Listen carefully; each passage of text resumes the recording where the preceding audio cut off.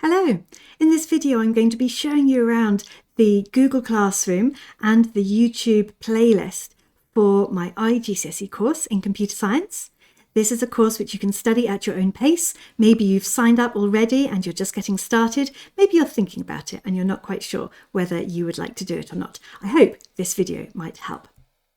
Here you can see the homepage for my Google Classroom. Now I've signed up as a model student, so this is the view that you would get as a student yourself. You can see that the modules will show on the left hand side here. This student has just signed up for chapter 1 on data representation. That is the first chapter in the textbook and it's the first module which is available, and it's recommended that you start here. So if I click on it, then I enter into the Google Classroom. You can see at the top here we've got the module name, and then there is a stream. This is called a stream of all of the things down here that have been posted up. Now this is going to feel like, oh, there's a whole load of stuff there. That's not the best place to figure out what to do. What I suggest you do is you come across and you click on this classwork tab. This is where everything is arranged according to the topic. So you can actually look at the different topics. Now the main lesson parts are in parts 1, 2, 3, 4, 5 and 6 here, and then there's some other topics with extra things which you can refer to as needed. So let's say, for example, that we want to look at part 1 codes. That is now going to bring up the all of the posts that have been made.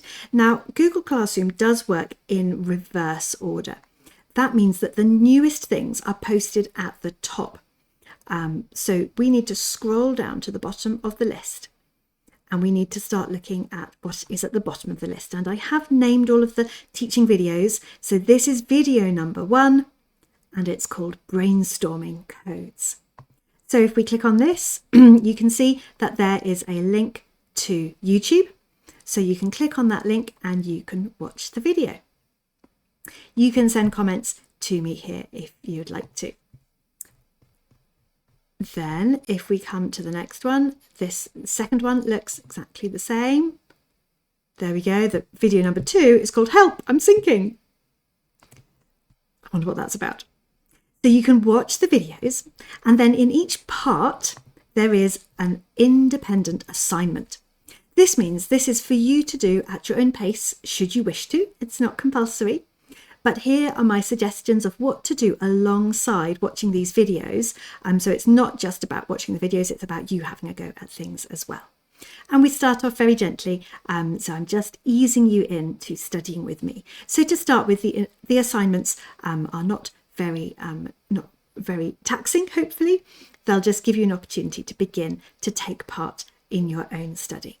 Once you've had a go at that and you're happy with it, you can just mark that as done. If you want to attach work, you're very welcome to photograph either with your smartphone or with your laptop or something, or you can scan in work to send to me, but that is absolutely optional for these independent assignments. You can then mark it as done, and then if you want, you can unsubmit it again. Now over here on this side, we've got a to-do button. And because this is a study at your own pace course, there are no deadlines, there are no due dates for any of these assignments. You can do them completely as you wish. So now in the done section, you can see that independent assignment on codes was handed in. There are none that are missing because there's no due dates for any of these. So then you could look at the next one that needs to be done. And as you go through these, not quite sure why these are in the order they are, probably best to stick to the classwork tab to work out which one is to do next. But basically you'll be able to put them all into this done section, and then you'll know that you have finished that module. If you don't want to use this functionality in Google Classroom, then of course there's no need for you to do so, but it's there if you want to. So you can see that all of these assignments are coming up with this little sort of grey clipboard here, so you can view any of these assignments. And if we look at view instructions, here's an example for the binary arithmetic section. And you can see that after each video, I've given you a suggestion of something that you could do to follow up from the video. At this point now, we're well into working with the textbook. So this is the point at which you'd probably want to buy the textbook so that you can have a go at these extra questions that are in there. In the classwork tab here, if we just come down a little bit, then we have the textbook reviews, and here it says to buy. Here's the current spec, here's the link to Amazon, so you can go there and you can buy the textbook that's recommended. Because up here at the top of the page we have the answers. Here are the Hodder textbook answers, and I've split the answers up. You can access all of these online as well, but just for your convenience, I put all of the answers for chapter 1 here in a PDF so that you can check your own answers and see how you're getting on. Where I have done a worksheet of my own, then there will be answers for those included as well. So by the time you get to the end of the module, there will be some exam questions for you to take a look at. To start with, I recommend the old spec exam questions. I've only put in ones which are still relevant for this newest syllabus. And as we get closer to exam prep time, then I recommend that you do the second version of exam questions, which are to do they're all based on the latest specification. Then finally, there will be a marked assignment for you to do, which will complete the module. And again, all of this is optional, but it will give me an opportunity to give you some feedback and help you figure out how you're doing on this course. If we jump then to the YouTube channel, you can see that the playlist has got all of the videos, hopefully in order for the most part. I do try and check that they're all in order. So you can go through, and this playlist will also show you which of the videos you've watched.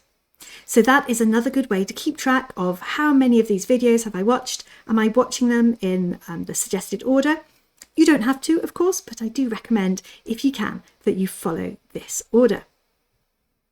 So the YouTube channel itself is great, but it's not the only thing that you've got at hand. So I would recommend, as much as possible, that you use the Google Classroom to keep track of where you are.